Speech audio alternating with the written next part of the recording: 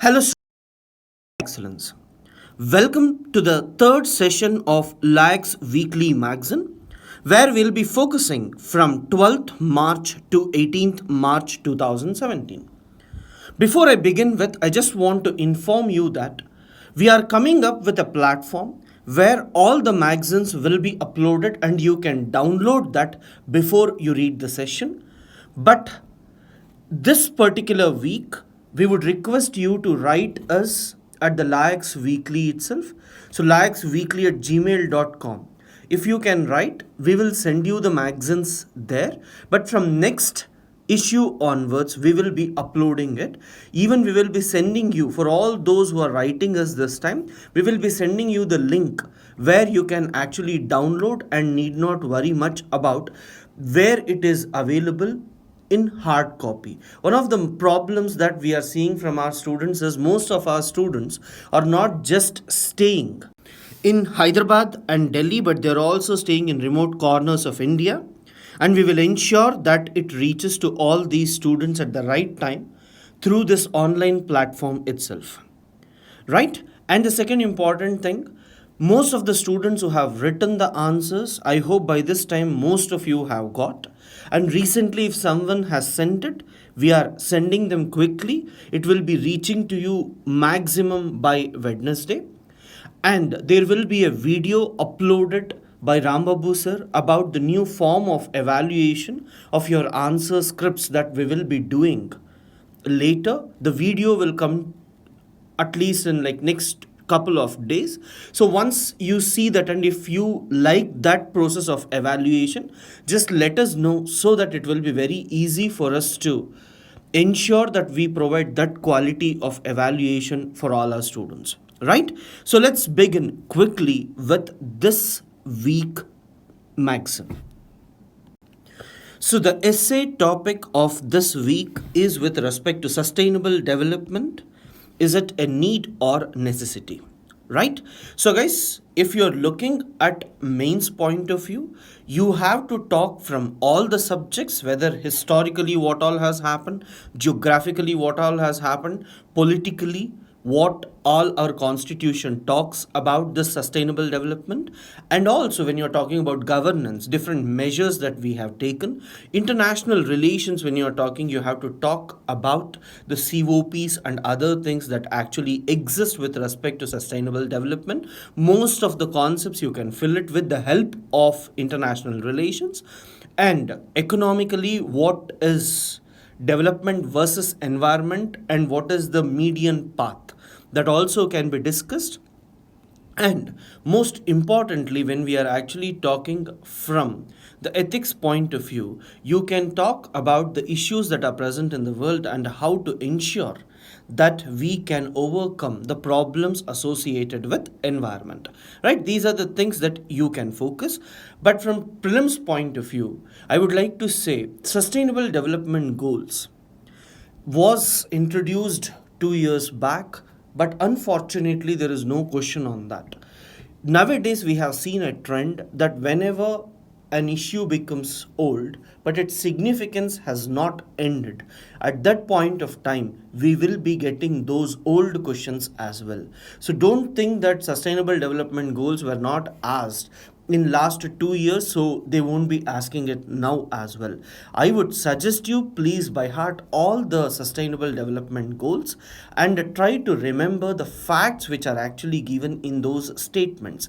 For example, if they are talking that, like, you have to reduce maternal mortality rate by a particular percentage point, that percentage becomes important for you, right? So these type of factual information with respect to SDGs, if you can see, it will be beneficial for both prelims and mains as well. And in second paper this week, as it was elections week, lot of news was around the elections itself. Nothing much was actually associated with the UPSC.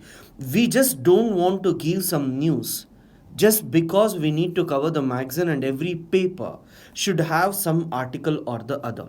We don't want to waste your time in reading unnecessary concepts and topics which UPSC never asks in the exam. But as UP elections were there, lot of people were talking about identity politics. We thought that in society there can be a question about the identity based politics. So please try to answer this from sociology or Indian society point of view. So the next issue that we need to focus is with respect to paper 3, where the issue was with respect to Surrogacy Bill 2016. Most probably, this bill may be introduced, and this particular topic is important from both polity point of view, that is, mechanisms, laws, and institutions constituted for protection and betterment of vulnerable sections, or it can also be asked in ethics. So, you should be ready for any sort of question from this particular topic. So this is the first thing. And the second, why was this in news? It was in news mainly because Supreme Court asked the parliamentary committee to consider surrogacy window for singles. What is surrogacy? Why is it important? Some of the basics, if we need to understand, we just need to see that people who cannot have children used to go for surrogate mother who will rent her womb for these couples to get the children. But nowadays, what had actually happened, most of the celebrities, most of the foreigners, they used to come, they used to misuse the law, and they used to pay these surrogate mothers at a very low cost and get the child. And sometimes there were ethical issues also, like once the delivery happened, and if there is any problem with the foreign couples, then no one used to claim the child. And sometimes even the issue was with respect to the citizenship of the child. So as there were several issues associated with surrogacy, Government of India has come up with a bill which is opposed by few groups and which is supported by few groups. Until and unless the bill becomes an act, we cannot say that there will be a question on this, because by considering different people's point of view, they may actually consider to modify the things which are already present in the bill. So first thing, the Supreme Court itself has told that you allow it for surrogacy window for singles. That is, let the single parents have the surrogacy window, and then if there are other groups, if they can fight and convince the government, there may be significant changes in the bill as well. So let's see what all were the things which was proposed in the bill. So the first point is with respect to regulation of ethical surrogacy, and the second one is with respect to setting up of National Surrogacy Board, and the third one is it allows ethical surrogacy for all infertile Indian married couple in the country.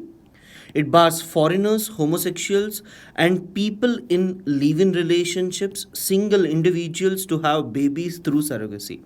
These are the points where prelims-based questions can come. And then protects rights of surrogate mother and children born out of surrogacy. I told you citizenship is one of the issue. So here you're going for that. Foreigners are barred. So other issue which was significantly present, all these are usually removed by the constitution bill. Then the law will apply to the whole of India except for the state of Jammu and Kashmir. Whenever you come across any law, please try to ensure that the exception you are trying to read it carefully. And the last important one is the ART clinics will be registered. One of the main reason for misuse of the surrogacy is that these clinics where this assisted reproductive technology was used were not registered, and when there is no registration, they need not follow the standard procedures of the government.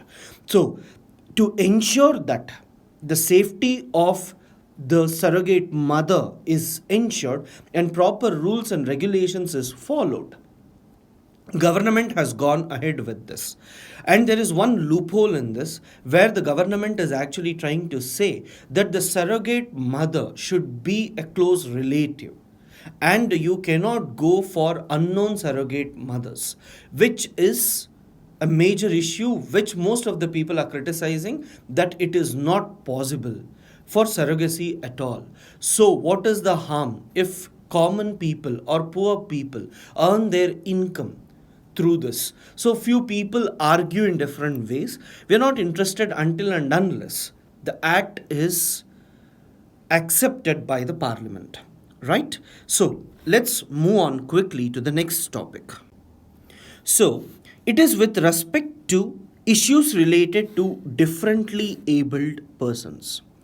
Guys, please try to remember the facts about the differently abled persons. It may be with respect to how many differently abled people live in India, what are the different mechanisms, procedures, laws that are actually available to these people.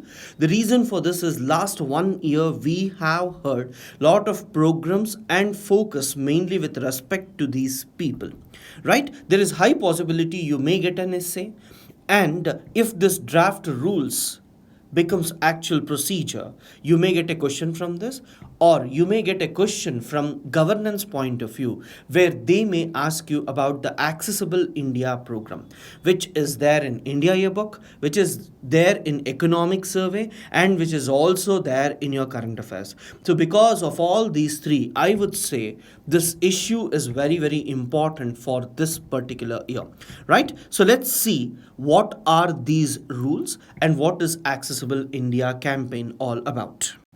So the salient features are, here we are planning to change the definition based on international conventions.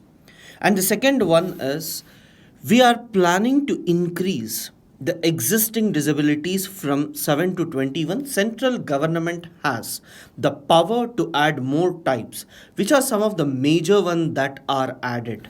Speech and language disability, specific learning disability have been added for the first time. Acid attack victims have been included in the persons with disabilities. Dwarfism, muscular dystrophy, and if you look, you have three blood disorders: thalassemia, hemophilia, sickle cell disease. All these diseases are also considered to be for people with disabilities. So, by increasing the range, the number of people who fall under this also increases, and the government's scope to work for these people will also increase. You should always remember, if the bill or act does not recognize few people with persons of disabilities, they do not get the required support from the government. So this bill aims to bridge this gap, and it has also told that in future it will be willing to add more disabilities into this. And then it has also asked for strengthening the Accessible India campaign, where the stress has to be given to ensure that the public buildings, whether it is private or government, it should be accessible for all the people with disabilities. That is, you may have wheelchairs, or you may have stairs along with the place where you can take the wheelchair inside, or if there are people who cannot see, for them there should be some marks where they can place their foot on those and they can walk comfortably. All these type of standard features which the international organizations has recommended over a period of time has to be incorporated in the buildings is what the focus about this act is all about.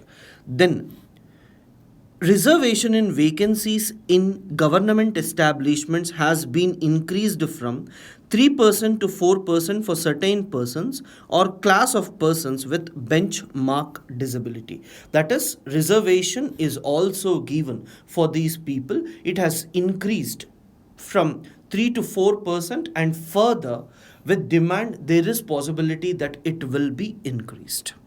Then the Act provides for grant of guardianship by district court, under which there will be a joint decision between the guardian and the persons with disabilities. This is one of the major thing legally it is required, because whenever there are persons with disabilities, few people come on their own to claim that we are guardians, and they try to take the property or anything associated with the persons with disability. So for this, it has to be under district court. The Chief Commissioner for Persons with Disabilities and the State Commissioners will act as regulatory bodies and grievance redressal agencies and monitor the implementation of the Act, which is factual. Then special courts will be designed to handle for persons with disabilities. Then please remember, I told you that there are international conventions for this. Most of the times, whenever we are talking about conventions regularly, high possibility that UPSC may ask you a question not about this, but whenever they are asking about is Indian Disability Bill or Act in accordance with the international conventions. At that time, at least you should be aware of what international conventions they are talking about. It's very simple. Here they just talk about the equality and equity with respect to the people with disabilities. So we just need to understand that if we are writing any answer with respect to disabilities, and if there is a mention of international standards or conventions, please try to look at those things as your basics, because if you can use this language in your exam, I'm sure you can get more marks. There is a difference. People who just understand, they write that there are international conventions, and if you can write UNCRPD and INCHION strategy, then I'm telling you, you will get 1 or 2 marks more than others, even if rest of your answer is similar, right? So it's very important for us to look at that. Then let's look at Accessible India campaign. So, Accessible India campaign as part of INCHION strategy. Now, do you understand why it is important for us to read about this strategy? They may ask you, it is associated with INCHION strategy, which is adopted in 2012. It is a decade action plan for 2013 to 2022 is the actual one. They may change these dates. This is the reason why nowadays prelims majority of the people are unable to crack because of these factual information. So please try to ensure that you cover these type of factual data as much as possible, right? So India also started the Accessible India campaign or Sugamya Bharat Abhiyan. So what is the ambition? It aims to enable persons with disabilities to gain universal access. This word is important. Equal opportunity for development, independent living, and participation in all aspects of life in an inclusive society.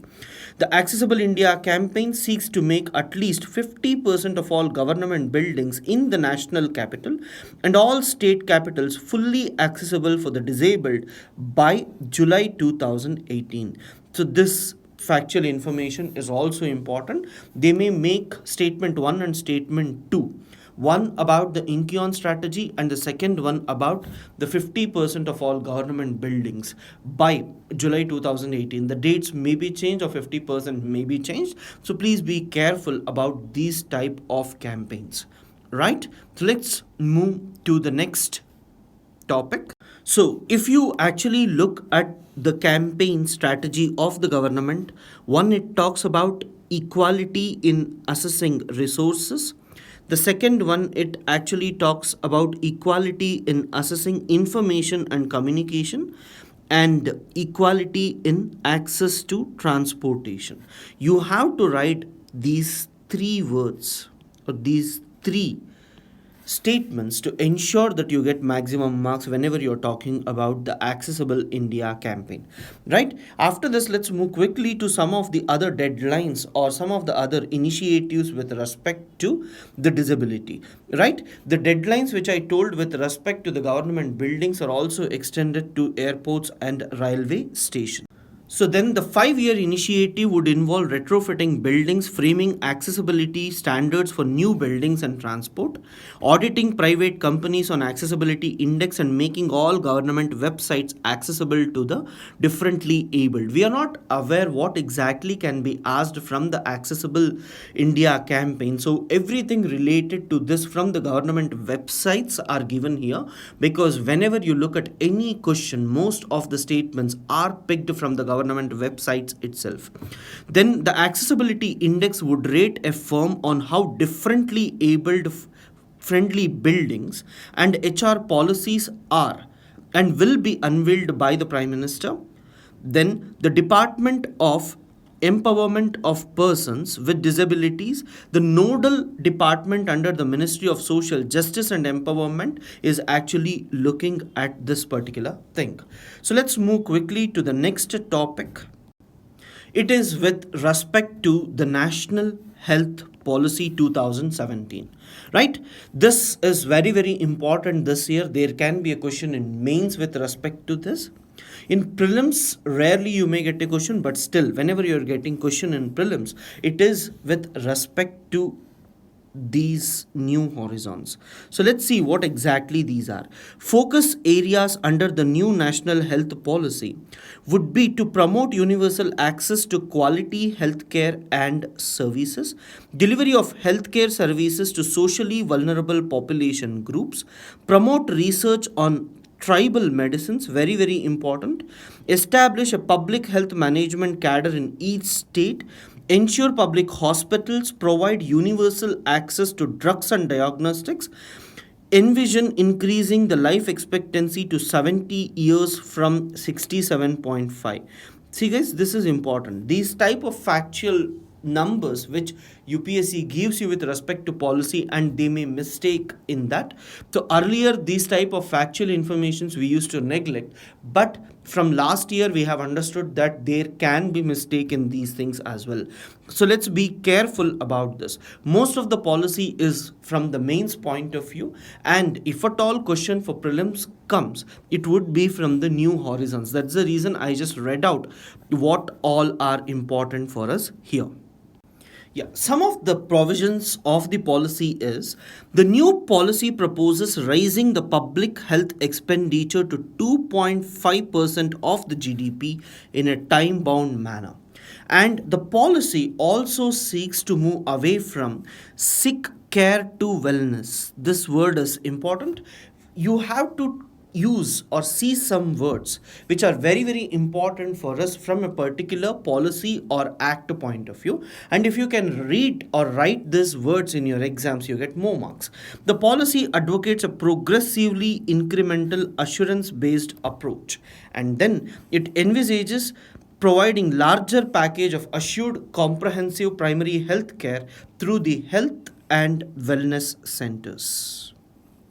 Right guys, so these points and these words are very, very important for you. There is nothing much to explain here. The focus of the government is to ensure that universal access to health is available to everyone, and this it can be through not just treating the sick but to move towards wellness. When we talk about wellness, they try to go for the preventive measures as well. When we talk about the Swachh Bharat Abhiyan, yoga, exercises, all these are also part of this new health policy.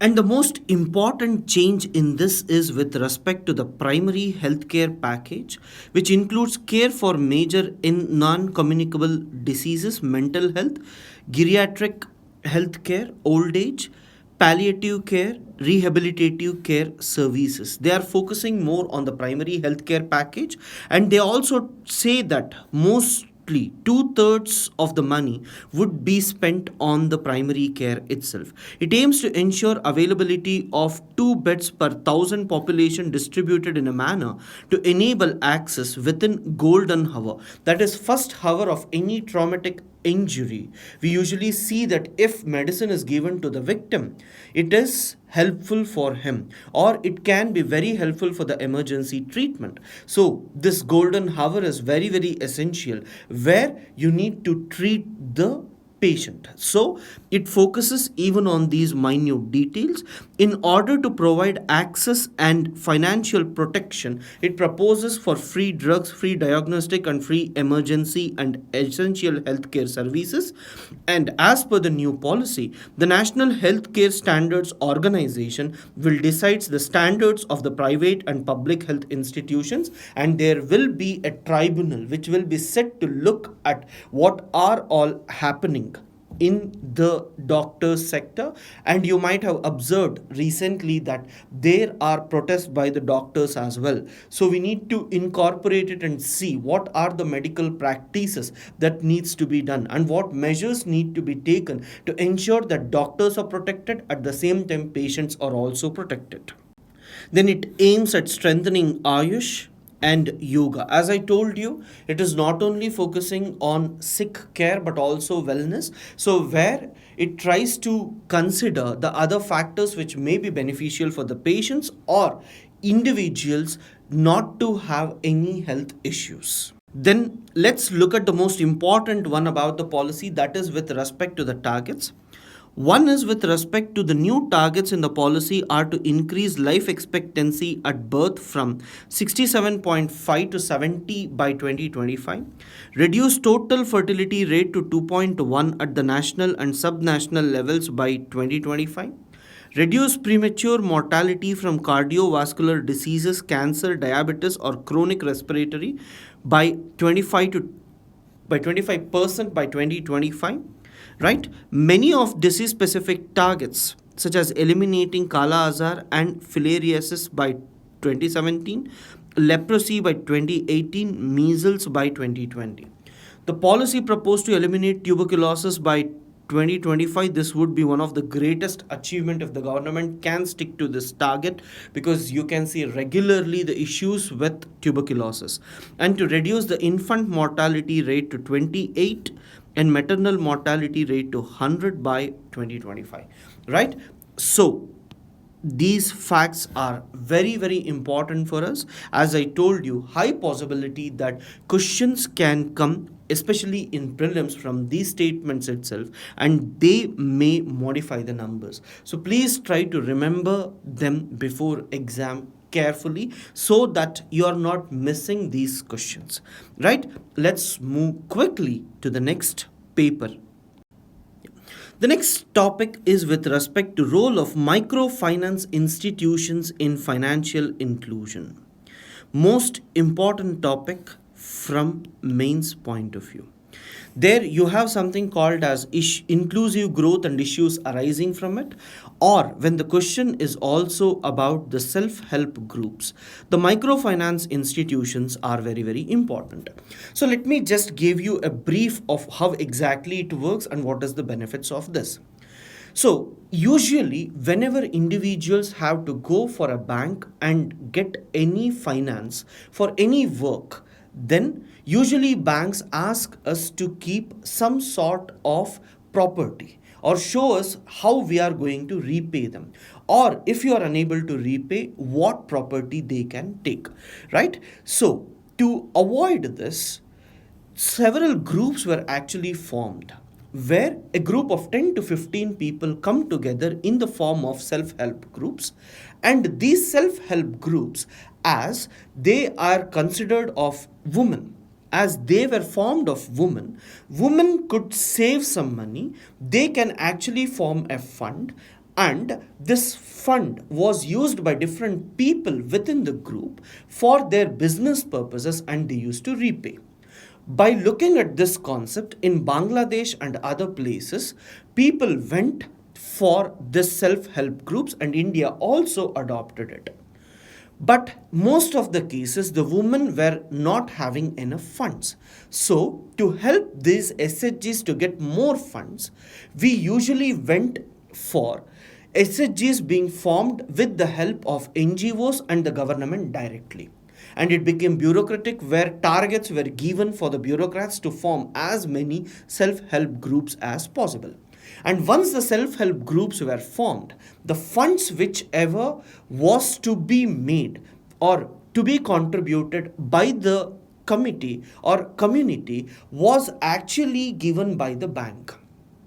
And as the bank could not be directly involved in the rural areas, some intermediary banks came up. And one such was these microfinance institutions. And these microfinance institutions aimed at reducing poverty as much as possible by reaching to the rural poor, where you're giving loans to them and empowering them not to use the money that you have got through loans for consumption purposes, but it should be used for business purposes, which will generate money, and you are in a position to repay it in a much better way, and you will also use it to come out of the poverty. So this is what we need to see with respect to microfinance institutions. Now it is estimated that mostly 1,000 NGOs and microfinance institutions have come together, and they are helping these SHGs a lot. Several committees were actually set up. One major committee about the microfinance institutions and the self-help groups is with respect to the Malegam committee report. There were a lot of suicides of women and even the families which were associated or which had taken loans from these microfinance institutions, because the microfinance institutions, whenever they give loans, they used to give the loans at a higher interest rate, enormously. Sometimes it used to go for 48% as well, and the payments repayment usually used to be weekly, and sometimes it used to go for daily basis as well. So this made even the payment system to be complex. So if you are ill in a week or on a particular day, but still you have to give the money back, all these issues led to a lot of pressure by these microfinance institutions over the individuals, and they committed suicides. Andhra Pradesh was in news mainly because of this earlier. At that point of time, the Malegam committee was set up, which tried to reduce the burden of all this. I hope you would have heard of this and read about these in your SHG NGOs, but as it is there, I just want to remind you again and again that we are showing you some topics which are very, very important in our syllabus, and somewhere it is hiding in our papers, and we need to see, yes, this issue is still relevant today, and let us please revise whatever we have read in that particular topic. Whenever you can do this, my suggestion to you is that you will be in a position to write answers better in the exam, because any committee or any recommendation with respect to particular issue will be read properly by you, and you will be getting question definitely from that topic. Because when we look at inclusive growth and issues, SHGs, NGOs, as these words are directly present in the syllabus, high possibility that UPSC will ask you questions about this. SHGs, anyone, when they look at one thing that it comes to their mind is with respect to these committees and these issues. So even though I have just given you a gist of all these are present in the book that is given to you. Please ensure that you revise carefully before mains. It is not required for prelims, mostly important from mains point of view. So the next important issue is actually with respect to the three-parent IVF technique. In science and technology, high possibility that you may get a question about this. So let me explain what exactly is this in detail, so it will be very easy for you to understand when you read all this. So what exactly happens here is that you actually have two DNAs in any cell. One is the nuclear DNA, the other one is the mitochondrial DNA. In this three-parent babies, we are actually focusing on the mitochondrial DNA. And you should remember that mitochondrial DNA will actually move from mother to baby. It doesn't move from father to baby at all, right? So it's only from mother to baby. So sometimes in the mitochondrial DNA, there may be some issues. So what in this process, what they do is they actually take a third person, donor, right? Who is also a female, who actually donates her eggs, and in that eggs, the mitochondrial DNA of the donor will be transferred to the baby. Right? You just need to remember this. Don't go in depth, because if you go in depth, that is for the microbiology or biotech students to understand. It's very simple. You just need to know that the mitochondrial DNA just moves from mother to the baby.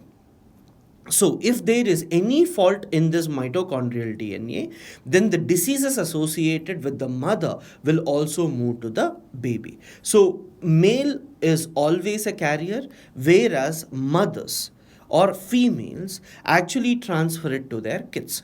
Now, once if you have to remove this, you have to go for a donor whose mitochondrial DNA does not have any problem. So, what you do, you take the egg of the person and you try to remove the nucleus of the donor and insert the nucleus of the mother, whereas the mitochondrial DNA will be intact. So here I'm just trying to replace the mitochondrial DNA of the mother with that of the donor. As three individuals are present, we usually call this to be a three parent baby process or three parent process, right? So as it is in news from long time, high possibility they may ask you a question, but they may ask you a question with respect to mitochondria as well. In the three parent baby, which DNA is actually replaced. At that point of time, you should be aware of this from prelims point of view.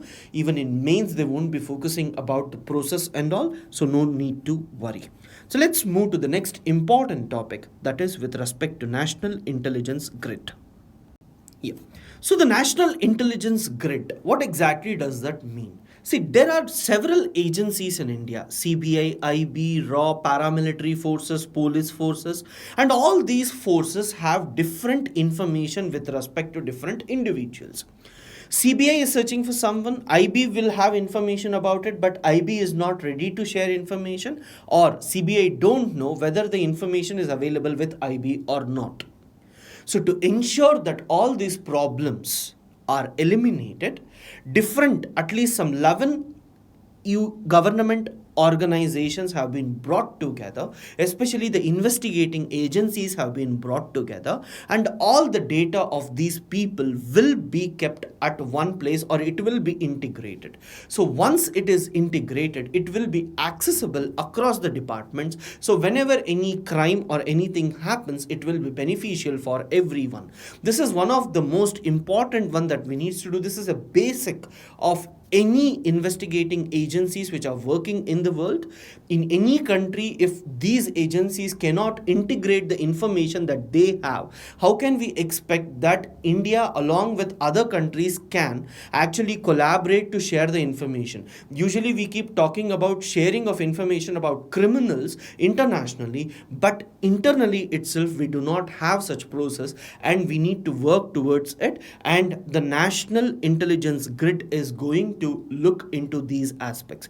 And there are several concerns with the people where they feel that what if all this information is present, and even minute things like I traveled from this place to this place, and from other place I have moved, I purchased something, I googled something. When people come to know about all these basic information, even if it's a normal act, it can be seen to be suspicious. So there are several concerns, but the national grid has actually told that it will be making it accessible, but it will not be storing any data which is actually not required, nor it is helpful for the investigating agencies.